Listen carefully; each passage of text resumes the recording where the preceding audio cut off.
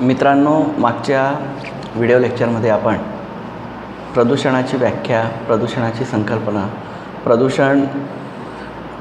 प्रदूषणाचे विविध प्रकारचे प्रदूषण होण्याचे मार्ग, त्याचबरोबर प्रदूषण म्हणजे काय किंवा प्रदूषणाला इतर भाषेमध्ये काय म्हणतात, या सर्व प्रकारच्या गोष्टी किंवा संकल्पना आपण मागच्या व्हिडिओ लेक्चरमध्ये समजून घेतल्या. आता मित्रांनो, आपला जो पुढचा टॉपिक आपण घेणार आहोत तो म्हणजे प्रदूषणाची कारणे, कॉजेस ऑफ पोल्युशन. अतिशय महत्त्वाचा टॉपिक आहे. मग प्रदूषणाची कारणे काय आहेत, म्हणजे कोणत्या कोणत्या कारणातून किंवा कोणत्या कोणते स्रोत आहेत, कोणते मार्ग आहेत की ज्यामुळे प्रदूषणाची निर्मिती होते, प्रदूषण वाढत जाते, प्रदूषणाच्या पातळीमध्ये दिवसेंदिवस वाढ होत चाललेली अनेक प्रकारची कारणे आपल्याला आजूबाजूला किंवा आसपासच्या परिसरामध्ये पाहायला मिळतात. मोठमोठ्या शहरांमध्ये प्रदूषणाची पातळी सर्वात जास्त पाहायला मिळते. ग्रामीण भागामध्ये थोडंसं म्हणण्यापेक्षा अतिशय कमी स्वरूपाचं प्रदूषण आपल्याला पाहायला मिळतं. परंतु ग्रामीण भागामध्ये गढूळ किंवा पाण्याचं प्रदूषण सर्वात जास्त पाहायला मिळतं. स्वच्छ पाण्यामध्ये गुरंढोरं धुतली जातात, बाया कपडे धुत असतात, कितीतरी प्रकारचे अवजारं किंवा वस्तू किंवा वाहनं त्या चांगल्या नदीच्या पात्रामध्ये किंवा त्या पाण्यामध्ये किंवा वाहणारा जो काही कालवा आहे किंवा पाट आहे त्यामध्ये धुत असतात. म्हणजे अशा प्रकारे ग्रामीण भागातलं प्रदूषणसुद्धा होत असतं, शहरी भागामध्ये प्रदूषण होत असतं. प्रत्येक प्रदेशामध्ये, प्रत्येक ठिकाणी जो समाज ज्या ठिकाणी राहत आहे, जो वास्तव्य करत आहे, त्याच्या हातून प्रदूषण ही क्रिया दिवसेंदिवस होत चाललेली, ती घडत चालली आहे. प्रदूषणाच्या कारणांमध्ये अनेक कारणे आहेत, परंतु काय झालं आहे की सतत विकासाची किंवा खूप मोठं व्हायचं आहे किंवा आपल्याला काहीतरी बनायचं आहे, या स्वार्थी धारणा किंवा या कल्पनेमुळे पर्यावरण प्रदूषणाचे मुख्य कारण बनत चाललेले आहे. म्हणजे मानवाची जी काही स्वार्थ वृत्ती आहे किंवा त्याचा अभिमान जो वाढत चाललेला आहे, हा कुठेतरी प्रदूषणाला कारणीभूत ठरत असतो. कारण कसं आहे की दिवसेंदिवस त्याला खूप मोठं व्हायचं असतं, त्याला अनेक प्रकारचा विकास करायचा आहे, त्याचा समाजाचा विकास करायचा आहे, गावाचा विकास करायचा आहे, परिणामी त्याला स्वतःचा विकास करून शहराचा विकास करायचा आहे. म्हणजे अनेक प्रकारची जंगलतोड करण्यात येते, काँक्रिटीकरण करण्यात येत आहे, नैसर्गिक साधनसंपत्तीचा मूळ समूह पूर्णपणे नष्ट करून कुठे ना कुठे प्रदूषणाच्या पातळीमध्ये दिवसेंदिवस वाढ होण्यामागे याच लोकांचं किंवा या समाजाचा सर्वात मोठा हात आणि सर्वात मोठा धोका हा दिवसेंदिवस वाढत चाललेला आहे. काही प्रदूषणांची काही कारणे आहेत, त्यांचा आपण अभ्यास करूयात. साधनसंपत्तीची कमतरता हे एक प्रमुख कारण आहे मित्रांनो. पर्यावरणाचे प्रदूषण होण्यास साधनसंपत्ती कमतरता हे एक प्रमुख कारण आहे. लोकसंख्येच्या वाढीबरोबर भूमी, खनिजे, कृषी उत्पादन, ऊर्जा आणि निवास इत्यादींचे दरडोई उत्पन्न किंवा त्या उपलब्धतेपेक्षा कमी होत चाललेली आहे. म्हणजे दिवसेंदिवस वाढत चाललेली जी काही महागाई आहे, जी काही लोकसंख्या आहे, प्रत्येक लोकसंख्येला प्रत्येकाच्या गरजा पूर्ण करण्याकरता अशा प्रकारच्या नैसर्गिक साधनसंपत्तीचा वापर करून ती नष्ट करून दिवसेंदिवस ती कमी होत चाललेली आहे. आणि यामुळे सुद्धा पर्यावरणात किंवा आजूबाजूच्या निसर्गावर सुद्धा खूप मोठा परिणाम होत चाललेला आहे.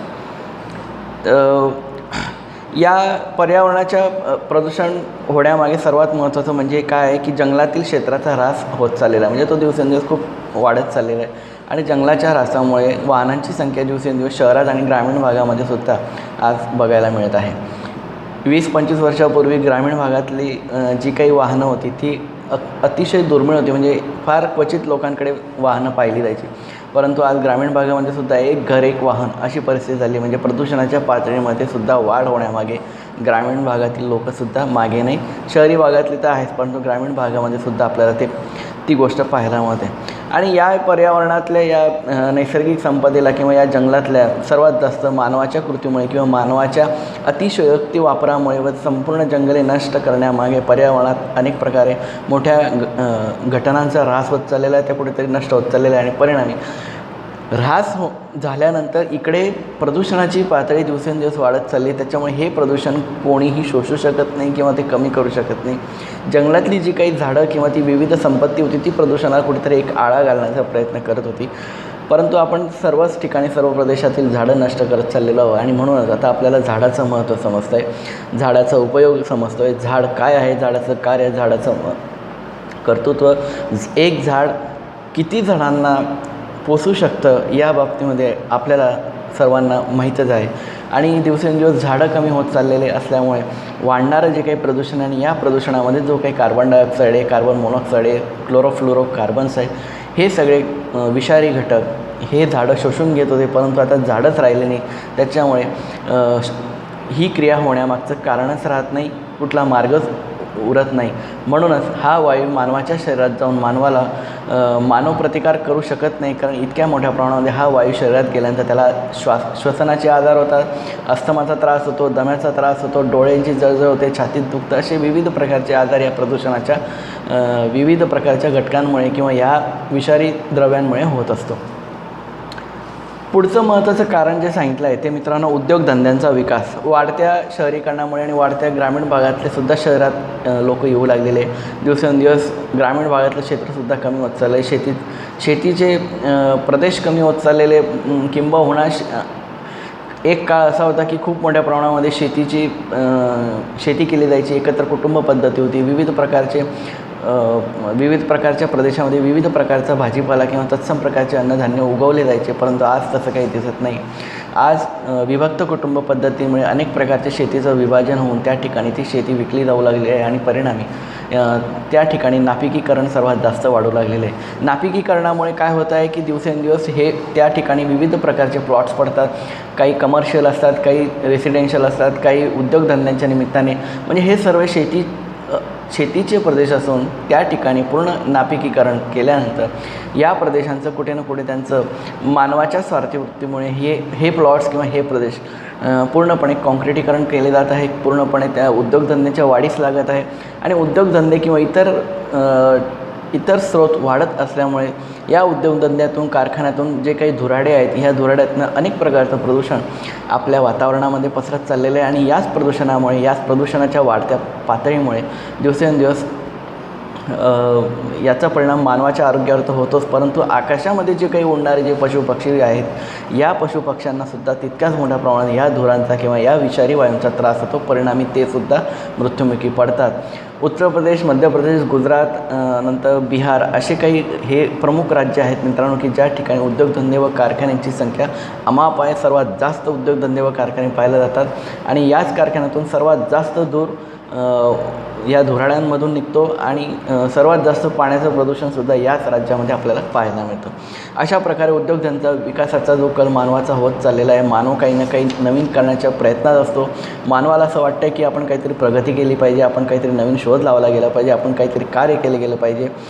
स्वतःचा विकास, गावाचा विकास, परिणामी समाजाचा विकास आणि त्या विकासाच्या माध्यमातून अनेक प्रकारचे पैलू आहेत, ते पैलू पाडण्याचा प्रयत्न मानव करत असतो. परंतु हे सर्व करत असताना तो निसर्गाला तितक्याच मोठ्या प्रमाणामध्ये नष्ट करत असतो आणि त्याला तोडण्याचा प्रयत्न करत असतो आणि म्हणून या अशा गोष्टींमुळे प्रदूषणामध्ये दिवसेंदिवस वाढ होत चाललेली आहे. या सर्व गोष्टींमुळे जागतिक तापमानात वाढ होत चाललेली आहे, हवामानात बदल होत चाललेला आहे. वाढत्या प्रदूषणाच्या पातळीमुळे किंवा वाढत्या प्रदूषित घटकांमुळे अनेक प्रकारची नैसर्गिक आपत्तीसुद्धा निर्माण होत चालली आहे. पूर्णपणे पृथ्वीवर असंतुलन निर्माण होत चाललेलं आहे. याचा परिणाम काही प्रदेशात होत असतो, काही प्रदेशांना सौम्य फटका बसतो, परंतु जो काही फटका किंवा जे काही नुकसान या प्रदेशांमध्ये होतं हे खूप मोठ्या प्रमाणामध्ये आपत्तीजनक आणि मानवनिर्मित असलेल्या सर्व घटकांवर हे परिणाम करत असतं आणि खूप मोठं मानव संपत्तीचं नुकसान हे या ठिकाणी याच प्रदूषणामुळे किंवा या कारणांमुळे होत असतं. पुढचा जो महत्त्वाचा मुद्दा जो सांगितला आहे तो म्हणजे मित्रांनो वातावरणाच्या तापमानात वाढ. मी आत्ताच मगाशी बोललो की दिवसेंदिवस जंगलांचे प्रमाण अतिशय अगदी 0% आलेलं आहे. भारतामध्ये 30% जंगले अपेक्षित आहे, परंतु आपण अजून 11.5% पोहोचलेलं. म्हणजे आपल्याला अजून किती टक्के जंगलांचं क्षेत्र आपल्याला पाहिजे आहे याच्यावरून आपल्याला लक्षात येईल. आणि म्हणजे 20% आपल्याला अजून जंगलांचं क्षेत्र अपेक्षित आहे आणि याच्यापेक्षा जर जास्त होत असेल तर ही सर्वात जास्त ही महत्त्वाची गोष्ट आहे. आत्ताच कालच्याच वृत्तपत्रामध्ये किंवा बातमीमध्ये चांगली बातमी म्हणजे वृत्तपत्रातून, पेपरमधून आपल्याला ऐकायला मिळालं आणि महाराष्ट्र राज्य सरकारने मुंबईमधील जी काही आरेची जागा होती जे सध्या प्रकरण गाजत चाललेले आरेच्या विभागामध्ये किंवा त्या प्रदेशामध्ये अनेक प्रकारचे झाडांची कत्तले करण्यात आली, तोडण्यात आली, कोणाच्या परवानगीने तोडण्यात आली.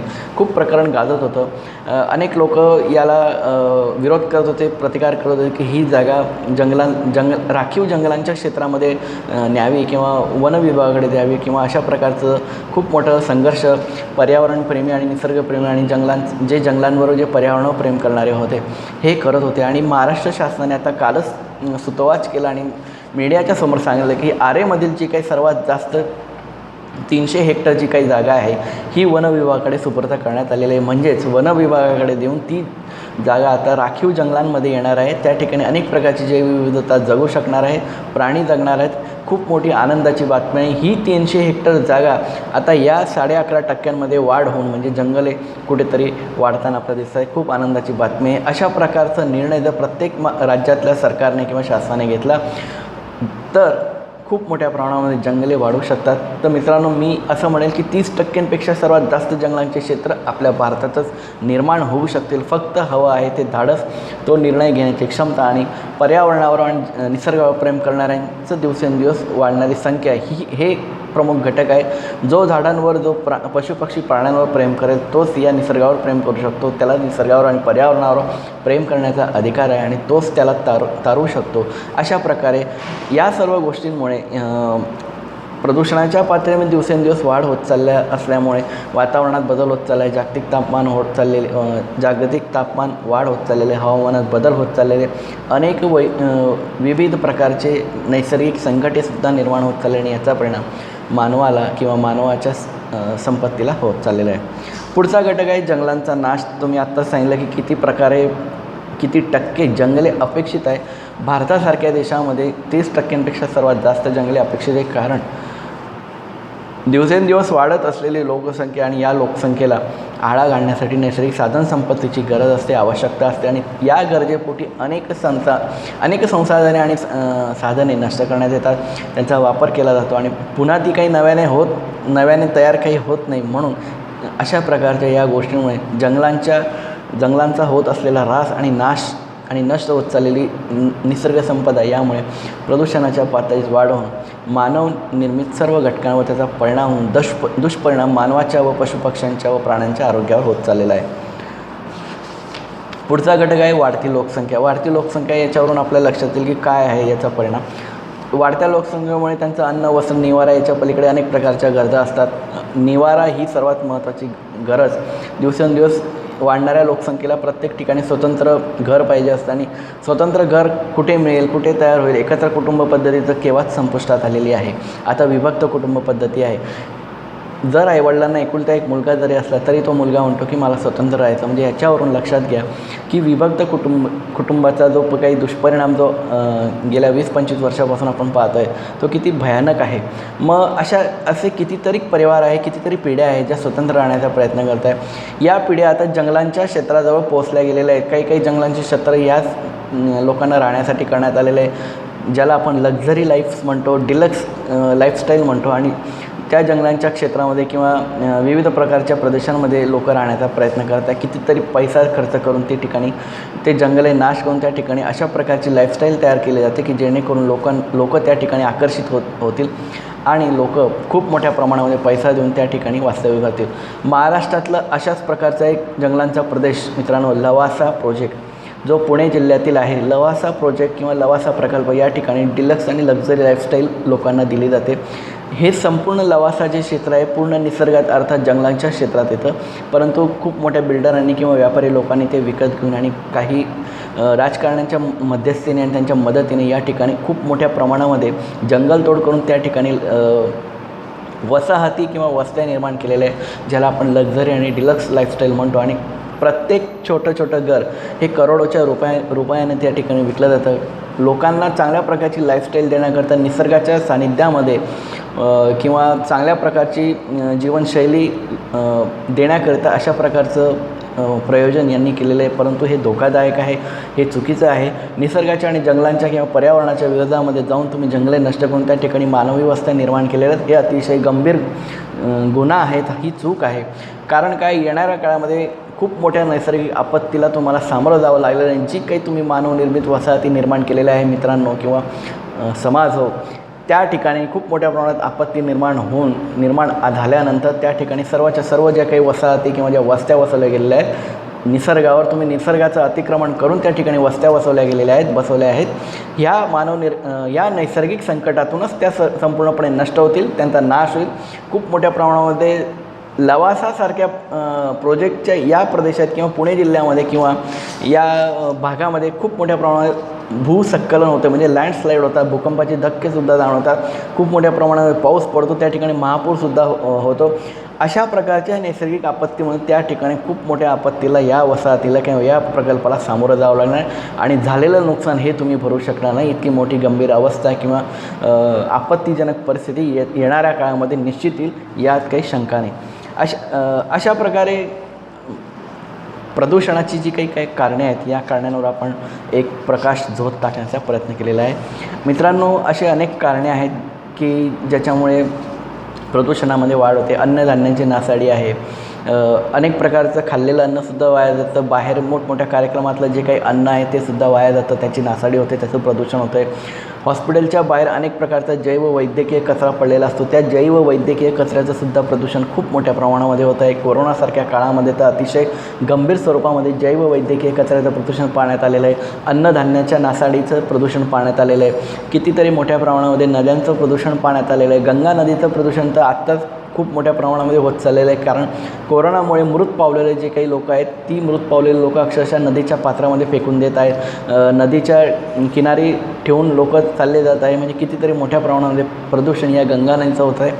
खूप अशा घटना आपल्या भारतामध्ये दिवसेंदिवस आपल्या समोरच घडत चालल्या आहेत, तरी आपण आवाज उठवू शकत नाही, कारण आपला आवाज कोणीतरी दाबण्याचा प्रयत्न करत आहे. हे जे काही स्थानिक प्रतिनिधी असतात, जे काही लोकप्रतिनिधी असतात किंवा जे काही राजकारणी लोक असतात, हे आपल्याला कुठेतरी बाजी करतात आणि आपल्याला कुठेतरी शांत व्हावं लागतं. परंतु कितीक वेळ आपण शांत राहणार? शेवटी या सर्व घटना जोपर्यंत आपल्या गळ्याशी येत नाही तोपर्यंत आपण जागे होणार नाही, आणि जागे झाल्यानंतर प्रत्येक मानवाला काही ना काही करावंच लागेल, हे मी निश्चितपणे सांगतो. आणि अशा प्रकारे प्रदूषणाच्या पातळीमध्ये दिवसेंदिवस होत चाललेली वाढ मानवच थांबवू शकतो. मित्रांनो, आपण प्रदूषणाची कारणे, विविध प्रकारचे स्रोत किंवा मार्ग आपण बघितले. आता प्रदूषणाचे जे काही प्रकार आहेत मित्रांनो, जसे हवेचे प्रदूषण, जल प्रदूषण, मृदा प्रदूषण आणि ध्वनी प्रदूषण, आता हे प्रकार आपण घेऊया. आता सर्वात पहिलं आहे मित्रांनो हवेचे प्रदूषण, ज्याला आपण एअर पोल्युशन असं म्हणतो. एअर पोल्युशन आपल्याला माहीतच आहे मित्रांनो की आपल्या वातावरणामध्ये जे काही विषारी घटक, विषारी वायू हे शुद्ध हवेमध्ये पसरले जातात आणि परिणामी ही हवा अशुद्ध होते, आणि याचा दुष्परिणाम मानवाच्या आरोग्यावर, निसर्गावर आणि सर्व जैवविविधतेवर होतो. कुठेतरी त्यांना दुखापत होते आणि याच्यातनं ते मृत्युमुखी पडतात किंवा आजारी पडतात. अशा प्रकारच्या शुद्ध हवेला अशुद्ध हवा करणाऱ्या घटकांना प्रदूषण असं म्हटलं जातं. प्रदूषण अनेक प्रकारचे आहेत मित्रांनो, परंतु आपण आता हवेचे प्रदूषण पाहत आहोत. तर सभोवतालच्या पर्यावरणाला व मानवाला इजा होईल इतकी हवा अस्वच्छ होणे म्हणजे हवेचे प्रदूषण होय. हवेत विषारी घटक मिसळून त्यांचा मानवाच्या आरोग्यावर दुष्परिणाम होतो. अशा प्रकारे या प्रदूषणाला हवेचे प्रदूषण असे म्हणतात. ही व्याख्या जी सांगितली आहे ती वर्ल्ड हेल्थ ऑर्गनायझेशन अर्थात WHO या संघटनेने, जागतिक आरोग्य संघटनेने, मी परत सांगतो, सभोवतालच्या पर्यावरणाला किंवा वातावरणाला मानवाला इजा होईल इतकी हवा अस्वच्छ होणे म्हणजे हवेचे प्रदूषण होय. हवेत विषारी घटक मिसळून त्याचा मानवाच्या आरोग्यावर दुष्परिणाम होतो. याच प्रदूषणाला हवेचे प्रदूषण असे म्हणतात. परत हवेच्या प्रदूषणाची एक व्याख्या आहे. वातावरणात आढळणारे वेगवेगळे वायू एका निश्चित प्रमाणात असतात. जेव्हा वातावरणात अनावश्यक तत्वांचा प्रवेश होतो किंवा अनावश्यक वायूंचा किंवा घटकांचा प्रवेश होतो तेव्हा त्यांचे मौलिक संतुलन बिघडते, जे मानव आणि अन्य जीवांसाठी धोक्याचे असते. यात वेगवेगळ्या प्रकारचे वायू, कार्बनचे कण, धूर, खनिजांचे कण इत्यादींचा समावेश होतो. हवेच्या दूषित होण्याच्या या प्रक्रियेस हवेचे प्रदूषण असे म्हणतात. मित्रांनो, याच्यावरून आपल्याला लक्षात येईल की जी काही आपल्या सभोवताली किंवा आपल्या आसपासची असलेली वातावरणातली किंवा पर्यावरणातली जी काही हवा आहे, या हवेमध्ये असंख्य गट जेव्हा मिसळले जातात किंवा त्यांचा समावेश केला जातो, मग ते हे घटक विषारी आहेत, काही खनिजांच्या खोदकाम किंवा खाणकामातले कण असतील, धुळीचे कण असतील, वायूंचे कण असतील, कार्बनचे कण असतील किंवा इतर विषारी कण असतील, हे हवेत मिसळल्यानंतर ही हवा अशुद्ध होते आणि परिणामी प्रदूषण वाढत जाते आणि यालाच हवेचे प्रदूषण असे म्हटले गेलेले आहे. अशा प्रकारे हवेचे प्रदूषण किंवा हवेचे प्रदूषणाची व्याख्या आपल्याला लक्षात येईल. आता मित्रांनो, आपण बघूयात हवेच्या प्रदूषणाची कारणे काय आहेत. अनेक किंवा असंख्य कारणे आहेत, परंतु काही कारणांचा अभ्यास करणे आपल्याला अतिशय महत्त्वाचं आहे. मग आता आपण बघूयात नैसर्गिक आणि मानवनिर्मित कारणे. हवेच्या प्रदूषणामध्ये 2 प्रकारची कारणे येतात, नैसर्गिक आणि मानवनिर्मित कारणे. आता नैसर्गिक कारणे आपण बघूयात. हवेचे नैसर्गिक प्रदूषण होण्यास अनेक नैसर्गिक प्रक्रिया कारणीभूत असतात. उदाहरणार्थ, ज्वालामुखीच्या उद्रेकातून जो काही लावा बाहेर पडतो आणि या लाव्यातनं असंख्य राख वातावरणामध्ये मिसळली जाते किंवा ती बाहेर पडत असताना खूप मोठ्या प्रमाणामध्ये काळ्या रंगाची जी काही राख असते ती वातावरणामध्ये मिसळली जाते. आणि काही पदार्थ घनरूप स्वरूपात असतात, काही द्रवरूप स्वरूपात असतात, हे बाहेर पडत असतात. वायुरूप पदार्थात बाष्पाचे प्रमाण सर्वात जास्त असते. उद्रेकातून बाहेर पडणाऱ्या बाष्पयुक्त ढगांमध्ये अमोनियम क्लोराईड हा वायू मिसळला जातो आणि त्याच्यानंतर जो पाऊस पडतो तो हा अतिशय विषारी घटक म्हणजे विषारी असतो.